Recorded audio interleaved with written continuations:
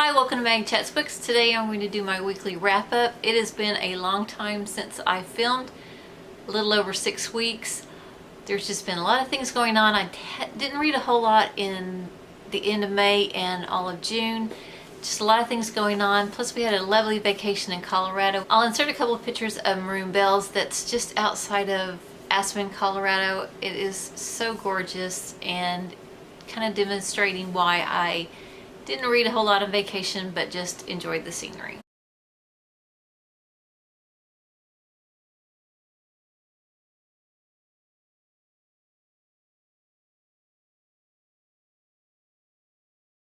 So this week I've read 3 books, and the first book is Quiet, The Power of Introverts in a World That Can't Stop Talking by Susan Cain.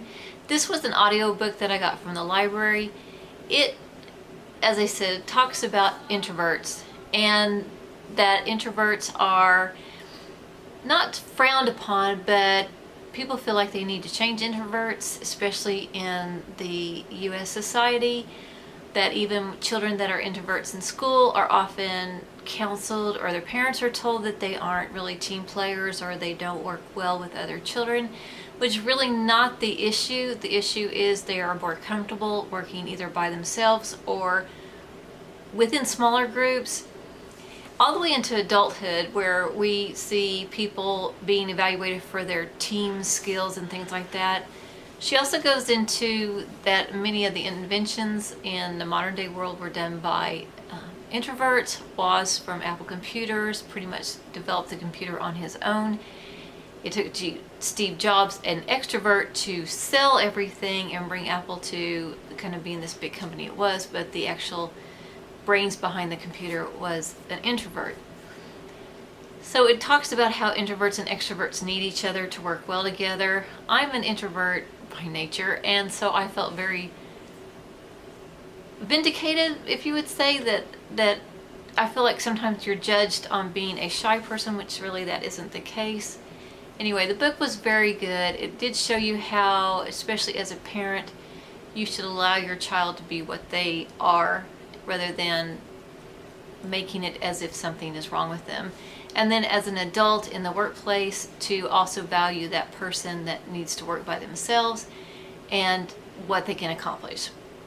So I thought it was a great book. I gave it, I think 5 stars on Goodreads, 4 or 5 stars, but it's to me a really good book. The second book I read was Why Not Me by Mindy Kaling, and Mindy Kaling, if you don't know, is from The Office, and she also has her own show called Mindy, I believe, and she is also a writer that wrote for Saturday Night Live and The Office, and this is The American Office. I read her other book, which was called Why Is Everybody Hanging Out Without Me, and I really enjoyed that one. I like her sense of humor. I like sometimes that she uses herself as the joke rather than other people. This book was more of the same, but it wasn't anything not special, but it was okay. It was a good book. It was enjoyable. It went by really fast, but I don't think I got much from it, and even now it's kind of hard to remember a lot about it, even though I just read it. So a good book, not great, not anything earth-shattering, I guess you'd say. And the last book that I read is To Kill a Mockingbird by Harper Lee, and a lot of people know this book and have read this book, and I honestly thought I had read this book because I felt like I knew the story so well, and I might have been assigned a chapter or 2 in high school or grade school, but when I read the book I realized I had not read the book before, or if I did, I totally forgot a lot about it. It is a classic. It is one that is not easy to read. It uses a lot of phrases and terms about people that we would hopefully no longer use, and it showed the kind of the small town attitude about certain things, and how the whole town itself is not one way or another, that people feel different about different things, but it also shows how it is perceived through the young Girl Scout. I think it is a really, really great book. It, like I said, it was hard to read in some places, but overall I think it's a very necessary book, and I can see why people rave about it, and also why it's assigned to a lot of children in school, because there's a lot of lessons in this book. So I did enjoy that one. So those are the 3 books that I've read this week. I'm probably not going to go into any books that I read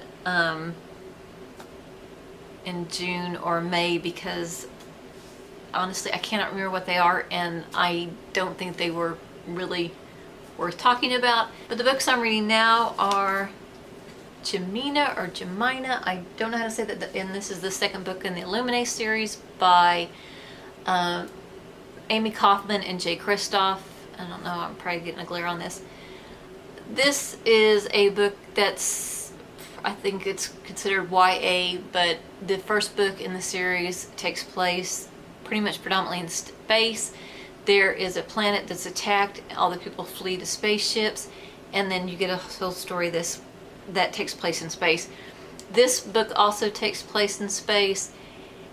I like these books because they're done so unusually, and it's like reports that you would get after an incident or something happens. So you get like illustrations, you get emails, you get text messages, you get reports, you get computers, accounts of things that happened. I really liked the Illuminae files. I think I read it in the summer last year, so I thought I would read this one. It's a good light summer read, and I'll probably finish this week. And then the second book I want to start is Nevermore, The Trials of Morgan Crow by Jessica Townsend. I have been wanting to read this for quite a while. I've heard a lot of really good things about it. Michelle from Novel Enthusiast is the one that I first heard about this book. She does read a lot of YA because she is a teacher, and this is also a YA book. And it's been compared to Harry Potter, though everybody says don't do that because it can stand on its own. And I'm really interested in reading this. I'm sure it will be more of a series, and this is the first book.